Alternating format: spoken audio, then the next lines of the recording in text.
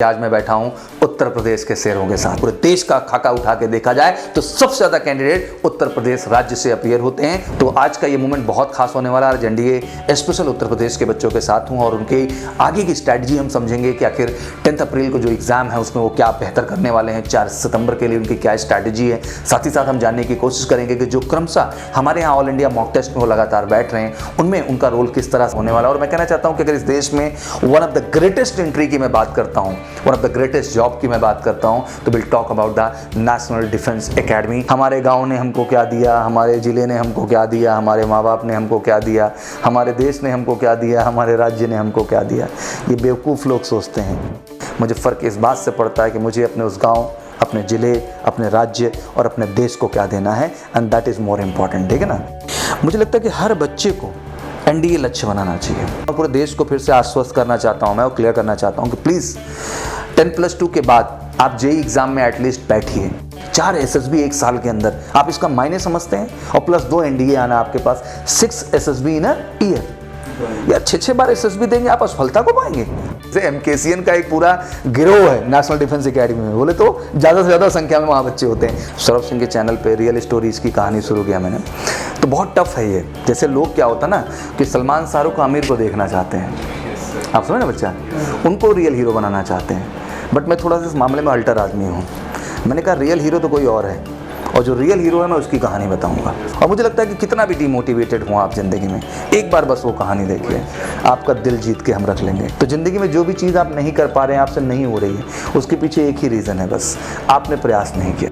तो चलिए बहुत बहुत स्वागत है एक बार फिर से आप सबका। और कारवां लगातार चल रहा है और ऑब्वियसली आपके सामने मैं उन हर बच्चों के अनुभव को ला रहा हूं जो आपके लिए जानना समझना बहुत ज़रूरी है। ऑब्वियसली आज का ये डिस्कशन फिर से एक बार बेहद खास मोड़ पे जाने वाला है क्योंकि आज मैं बैठा हूं उत्तर प्रदेश के शेरों के साथ। और obviously we always feel proud, one of the biggest state in the country, सबसे बड़ा राज्य और सबसे ज़्यादा बच्चे अगर हम देखें। और I feel proud to say that कि आज कमीशन कैटेगरी में, चाहे वो सीडीएस की एंट्री हो, चाहे एनडीए की एंट्री हो, पूरे देश का खाका उठा के देखा जाए तो सबसे ज़्यादा कैंडिडेट उत्तर प्रदेश राज्य से अपीयर होते हैं और सबसे ज़्यादा सिलेक्शन भी उत्तर प्रदेश राज्य से होता है। तो आज का ये मूवमेंट बहुत खास होने वाला है। आज एनडीए स्पेशल उत्तर प्रदेश के बच्चों के साथ हूँ और उनके आगे की स्ट्रैटेजी हम समझेंगे कि आखिर 10 अप्रैल को जो एग्जाम है उसमें वो क्या बेहतर करने वाले हैं, 4 सितंबर के लिए उनकी क्या स्ट्रैटेजी है। साथ ही साथ हम जानने की कोशिश करेंगे कि जो क्रमशः हमारे यहाँ ऑल इंडिया मॉक टेस्ट में वो लगातार बैठ रहे हैं उनमें उनका रोल किस तरह से। और साथ ही साथ हम समझने की कोशिश करेंगे क्या आर्मी टीएस और नेवी टीएस की भी अपॉर्चुनिटीज आपके पास हैं। तो बहुत सारे प्रॉस्पेक्ट हैं जिनको लेकर डिस्कशन लगातार होने वाला है। और मैं कहना चाहता हूं कि अगर इस देश में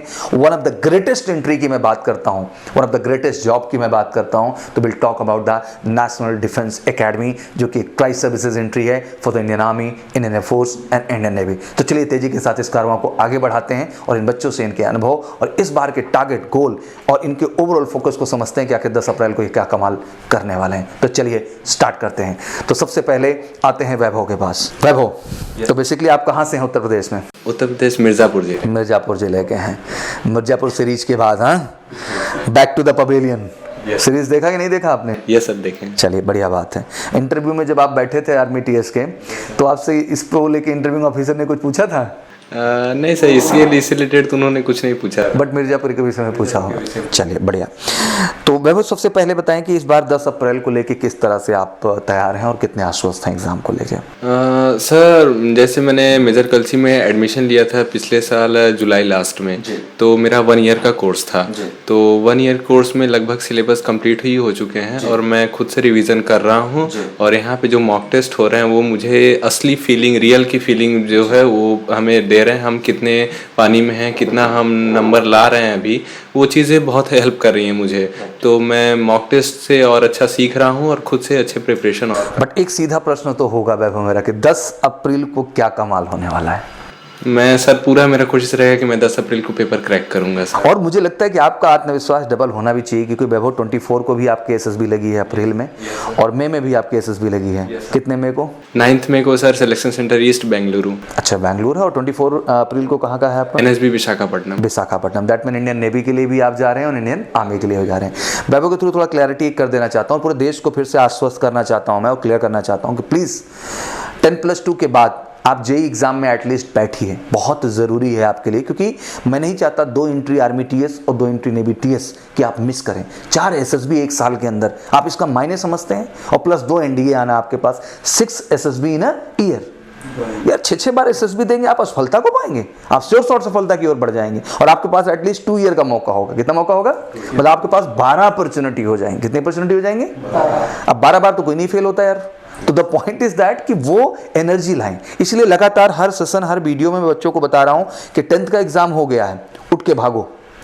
11th का एग्जाम हो गया है, उठ के भागो।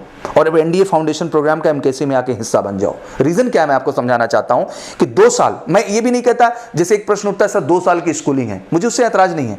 अगर स्कूल ये कमिटमेंट दे रहा है कि हाँ इनके बोर्ड का स्टैंडर्ड हम ये पढ़ाएंगे कि इनका 80 to 90% आएगा, आज के डेट में चाहिए हमको, इससे कम परसेंटेज में हम टॉलरेट नहीं करेंगे।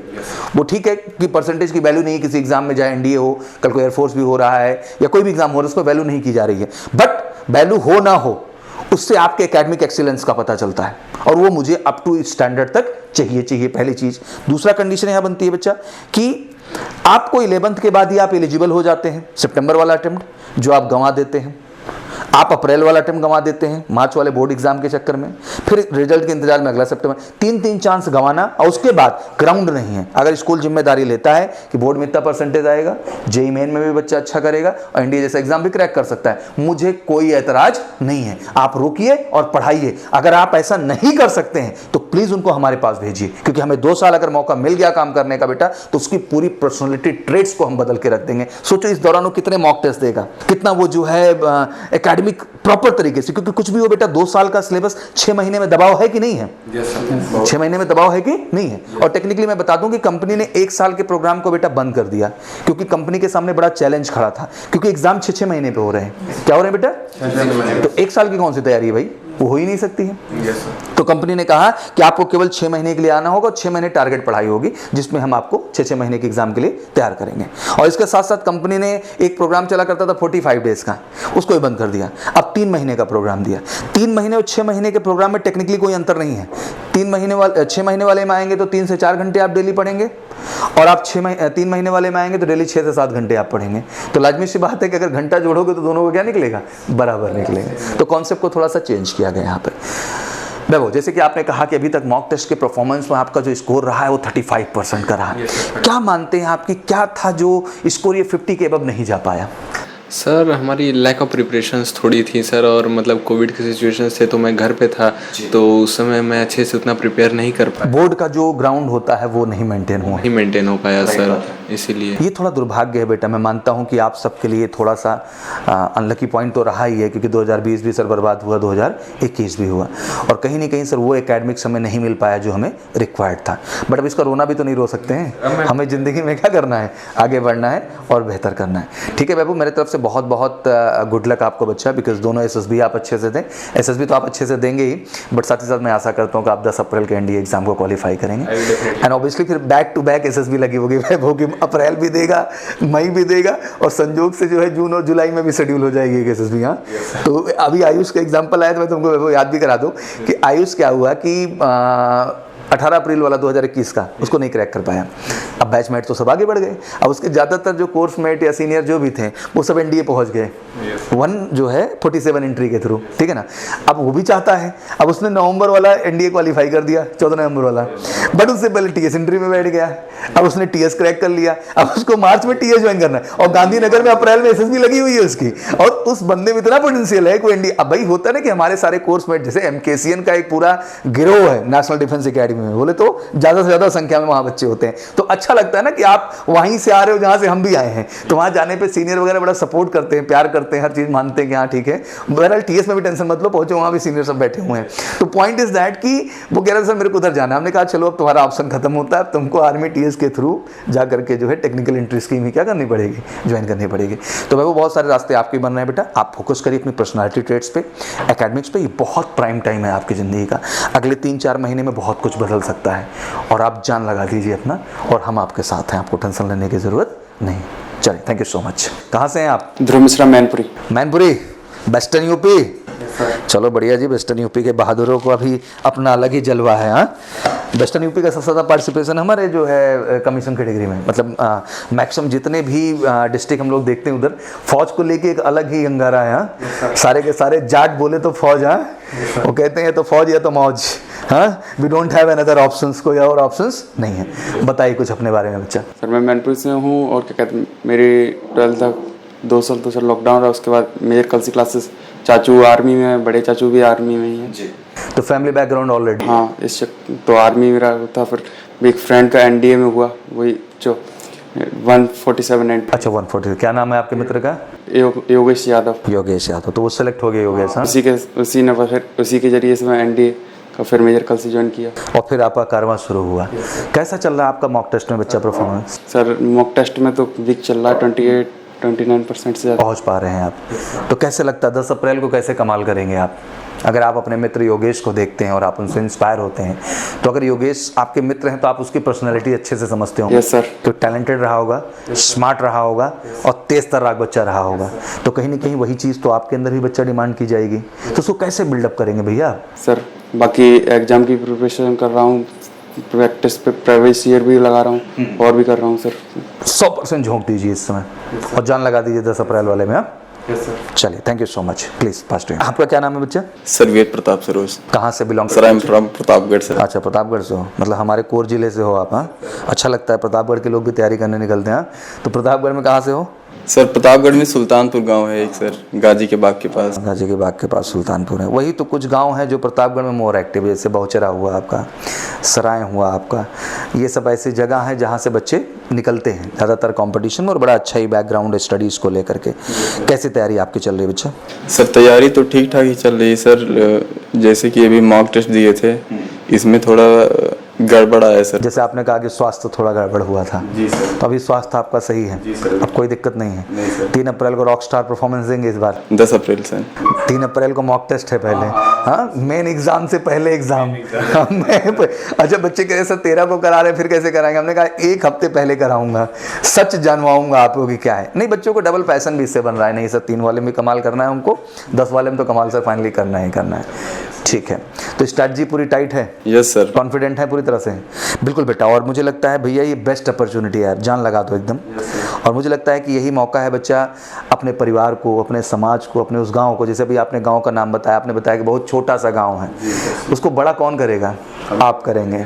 ठीक, आपकी सफलता, आपका सक्सेस, आपकी काबिलियत उस जगह को बड़ा करता है। सर जेई वाला भी ऑनलाइन का दे रहे हैं एग्जाम? अच्छा, इस बार एग्जाम दे रहे हैं, फॉर्म अप्लाई कर दिया आपने? चलिए, फॉर्म वैसे भी जेई वाला भी भर सकते हैं, शायद 31 मार्च तक होगा ना? हाँ, 31 मार्च तक है। तो जो नहीं भरे हो जाके भर दो भाई, फॉर्म भरने में कोई बुराई दे दोगे तो क्या हो जाएगा तुम्हारा? हाँ, तो दे दीजिए, उसमें कोई नुकसान आपका नहीं है। अच्छा, तो मैं वही पॉइंट कर रहा था कि आप जिस जगह से आते हैं, आई फील प्राउड टू से कि आई एम फ्रॉम प्रतापगढ़। बहरहाल अब इलाहाबादी भी हो गया हूँ, तो अच्छा लगता है कि हम उस ज़िले विशेष से आते हैं जहाँ कई सारे कीर्तिमान हैं, कई सारी अच्छी चीज़ें हैं, और उसका हमेशा बेहतर करने का हम सोचते हैं, उसका नाम करने का सोचते हैं। तो वैसे ही आपका गाँव होता है बेटा उस ज़िले में, उसका भी नाम, उसकी भी आइडेंटिफिकेशन किसके ऊपर छिपी हुई है? सब आपके ऊपर है जिम्मेदारी। तो आपको बढ़ाना है। क्या बढ़ाना है? हमको बढ़ाना है सर। और ये कभी नहीं सोचना चाहिए कि हमारे गांव ने हमको क्या दिया, हमारे ज़िले ने हमको क्या दिया, हमारे माँ बाप ने हमको क्या दिया, हमारे देश ने हमको क्या दिया, हमारे राज्य ने हमको क्या दिया। ये बेवकूफ़ लोग सोचते हैं। उन्होंने क्या दिया क्या नहीं दिया मुझे इस बात से फ़र्क नहीं पड़ता है। मुझे फ़र्क इस बात से पड़ता है कि मुझे अपने उस गाँव, अपने ज़िले, अपने राज्य और अपने देश को क्या देना है, and that is more important. ठीक है ना? तो कहते हैं ना कि माँ बाप ने क्या किया वो इम्पॉर्टेंट नहीं है, मुझे अपने माँ बाप के लिए क्या करना है, दैट इज़ मोर इम्पॉर्टेंट। वो मेरे लिए जीवन में बहुत मायने रखता है। ठीक है, तो मेहनत करिए बेटा और 10 अप्रैल को इस बार कमाल करिए। ठीक है, चलिए, थैंक यू सो मच जी। आपका क्या नाम है बच्चा? मेरा नाम अनिल कुमार पटेल है। अनिल, कहाँ से हैं भैया? इलाहाबाद से। इलाहाबाद में कहाँ से बच्चा? सुराव से। सुराव डिस्ट्रिक्ट से। चलिए, बहुत बढ़िया। ये बहुत नज़दीक से हैं, यहाँ से 20-22 किलोमीटर की दूरी पे हैं जी। तो कैसे सपना बना एनडीए का? सर मेरा तो पहले सपना एनडीए नहीं था जी। तो मेरे भाई ने बोला कि एनडीए के थ्रू सर बहुत कम उम्र में मतलब अपॉर्चुनिटी है करियर को लेकर जी। तो मेरे भाई ने इसी एमकेसी से सर सलाह लिया और यहाँ पर फिर आप यहाँ पर आए हो, तैयारी शुरू की। कैसी चल रही है तैयारी आपकी? बढ़िया चल रही है। टारगेट तैयार है पूरी तरह से? Yes sir. 10 अप्रैल को कमाल होगा? Yes sir. कमाल करिए, आप सबसे ही तो आशा की जाएगी, किससे आशा करें हम लोग? हाँ, कहते हैं एक परिवार में जब परिवार होता है तो जो उनके आगे की जनरेशन है, जो यंग है, जो यूथ है, उसी से तो एक्सपेक्टेशन होगा, किससे एक्सपेक्टेशन होगा? चलिए, तो परिवार में पूरा सपोर्ट मिलता है आपको। फौज में आप जा रहे हैं? यस सर, मेरे चाचा भी सर फौज में है। अच्छा, फौज में हैं। अच्छा, ये प्रेरणा ऑटोमेटिक बन जाती है। हाँ? अच्छा, चाचा फौज में, चाचा चाहते होंगे कि तुम अधिकारी बनो, क्या बनो? Yes sir. एक फौजी जो है हमेशा चाहता है कि उसका बेटा क्या बने? अधिकारी बने, ऑफिसर बने। तो बढ़िया मौका है, चाचा को खुश करिए और माँ बाप को भी प्राउड फील कराइए आप, ठीक है? चलिए, थैंक यू सो मच। आप कहाँ से भैया? मेरा नाम हरिओम गुप्ता है, मैं मिर्ज़ापुर से हूँ। जयपुर से आप भी हैं, चलिए बहुत बढ़िया। तो हरिओम, कैसे आपका सपना बना इंडिया जाने के लिए? पहले तो मतलब मैं बाहर निकलता था एक्सरसाइज वगैरह सुबह करने के लिए, तो मेरे बड़े लोग थे, भैया लोग ग्रुप में दौड़ने जाते थे रोड पे, फील्ड में। तो देखते थे कि ये आर्मी की तैयारी कर रहे हैं, तो हमें भी इच्छा हुई कि इसमें होता क्या है। फिर देखा, उसका वीडियोस वगैरह देखे, और फिर उसके बाद जब पता चला कि इसमें भी कई सारे पोस्ट होते हैं, ऑफिसर लेवल सोल्जर वगैरह होते हैं, तो उसको देख के कि मेरे मन में भी इच्छा हुआ कि मुझे भी तैयारी वारी करनी चाहिए। तो फिर इसके जो बोर्ड का एग्ज़ाम हुआ उस पर मैंने ध्यान नहीं दिया उतना, लेकिन फिर भी एनडीए के लिए मुझे पता था कि इंडिया में जाना है। तो इसके बोर्ड के लास्ट में पेपर तो नहीं हुआ, लेकिन एनडीए के लिए मैंने तैयार हो गया था। और 2-4 लोग से पूछे थे, तो बहुत लोग बताते थे कि आप देहरादून जाके तैयारी कीजिए। तो मैंने बोला कि उतना दूर जाएंगे, कुछ तो पास होना चाहिए ना, घर पे भी जाना पड़ता है बीच बीच में। तो भैया थे, बताए थे कि आप इलाहाबाद चले जाओ, वहाँ पे भी अच्छी तैयारी होती है, सब कुछ मिल जाता है। उससे भी एक अच्छी बात आज अच्छे से आप सब समझ जाएं। लोगों के दिमाग में बहुत सारा मिथ है इस चीज़ को लेकर के कि there is something better outside. No, असल में माँ सरस्वती की धरती ये है, और यहाँ माँ सरस्वती साक्षात निवास करती हैं। और कंपटीशन की जब आप बात करते हैं इस देश में, तो प्रिपरेशन का स्थल ही केवल इलाहाबाद शहर है, इसके अलावा कोई शहर इंडिया में नहीं है। बाकी शहर ग्लैमर है। बाकी शहर क्या है? यहाँ आप केवल पढ़ सकते हैं। क्या कर सकते हैं? क्योंकि रूम से निकलोगे दूसरा पढ़ता मिलेगा, फिर उस उधर निकलो तीसरा पढ़ता मिलेगा, तो आदमी डर के मारे खुद ही घुस जाता है। क्या करने लगता है? बाकी तो जगह वहाँ जा रहा है, वो मैकडी जा रहा है, वो बर्गर खाने जा रहा है, तो वो मॉल जा रहा है, तो सिनेमा जा रहा है। तो यहाँ ये सब व्यवस्था नहीं, यहाँ केवल एक ही व्यवस्था है, पढ़ो पढ़ो और पढ़ो, इसके अलावा कुछ नहीं। तो बिल्कुल ये शहर बेहतर है। और दूसरी बात, जो यहाँ का खान पान, रहन सहन, कल्चर जितना आरामदायक इलाहाबाद की धरती का है पूरे इंडिया में, वो कहीं नहीं है बेटा। न ये खाना मिले वाला है कहीं आपको, और हम खा भी नहीं सकते। हम लोग का अपना खाना क्या है? सेट है, हम सब यही खाते हैं और इसी में जीते हैं। दूसरा, हम सब भाई ठहरे खेत खलियान और मैदान वाले आदमी। क्या ठहरे? हमको समतल पसंद है। क्या पसंद है? खाम खा ऊंचाई पे हमको चक्कर आ जाएगा। क्या आ जाएगा? कहते हैं ना, आदमी जैसे माहौल में रहा होता है, जैसी हवा आबों में रहा होता है, वैसे उसको रहना क्या लगता है बच्चा? अच्छा लगता है। तो ये कॉमन सी चीज़ है। और जगह इंपॉर्टेंट नहीं, इंपॉर्टेंट है कि आपके अंदर जज्बा है कि नहीं किसी चीज़ को करने को लेके। तो इलाहाबाद बेहतरीन है उसके लिए, ठीक है ना। हम प्राउड फील करते हैं, हम इस शहर से तैयार हुए हैं, इस शहर ने मुझे काबिल बनाया, इस शहर ने मुझे इस लायक बनाया कि मैं ज़िंदगी में कुछ कर पाया।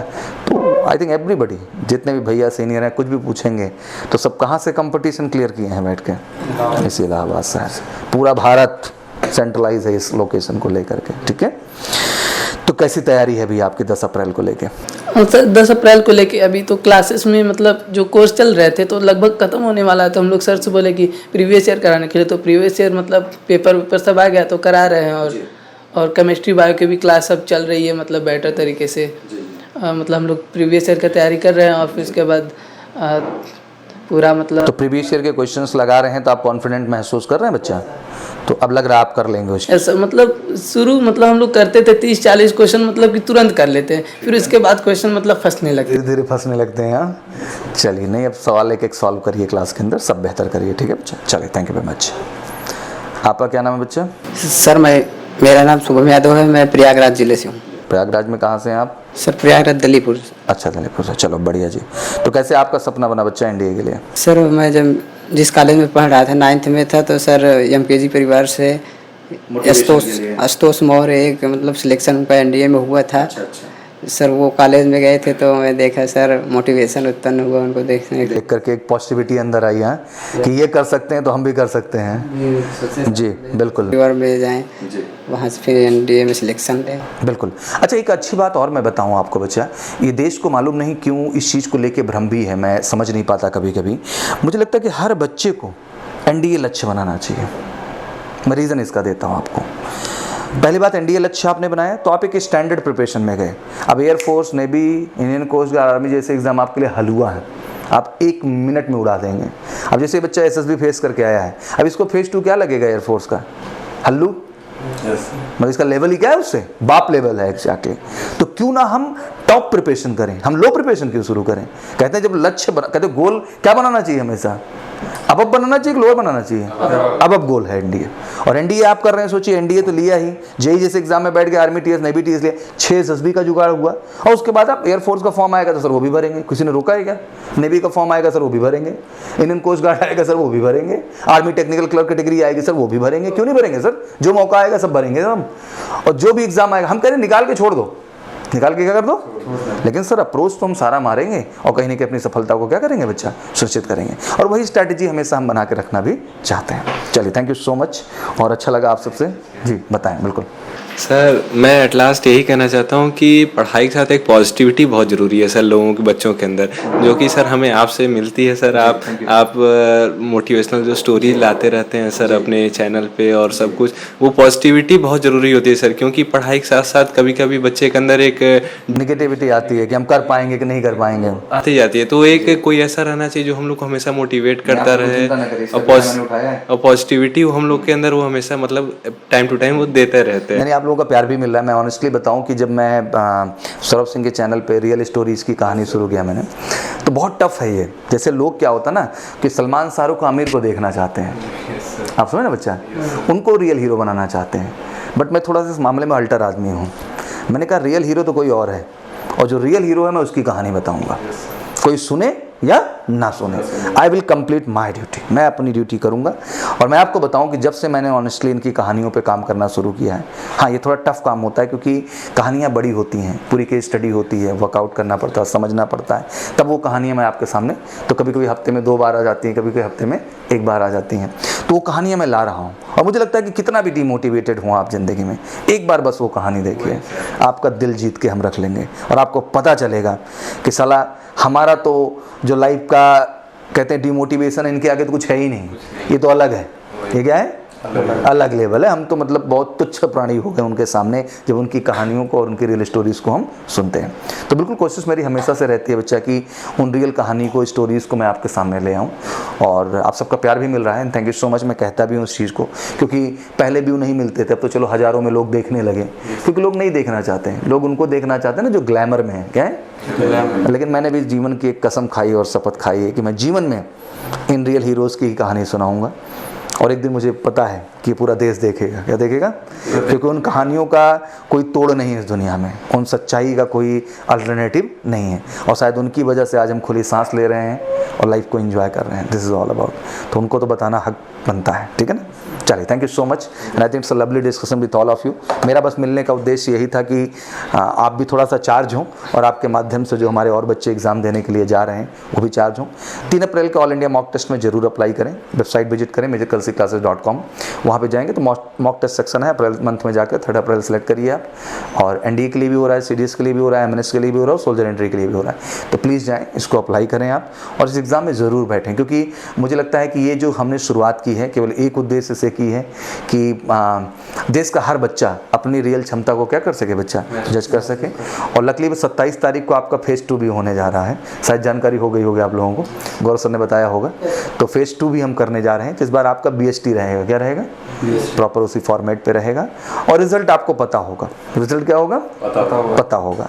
हम आके किसी को डेमोरलाइज नहीं करते, हम बस उसको उसकी सच्चाई से वाकिफ कर देते हैं। अब भाई तू समझदार है, सारा समझ जा, सच क्या है आपके सामने है, और इस सच को अगर सुधारना चाहते हो, बदलना चाहते हो, कुछ बेहतर करना चाहते हो, तो तन मन धन से लग जाओ, क्योंकि इसका कोई अल्टरनेटिव जुगाड़ नहीं है।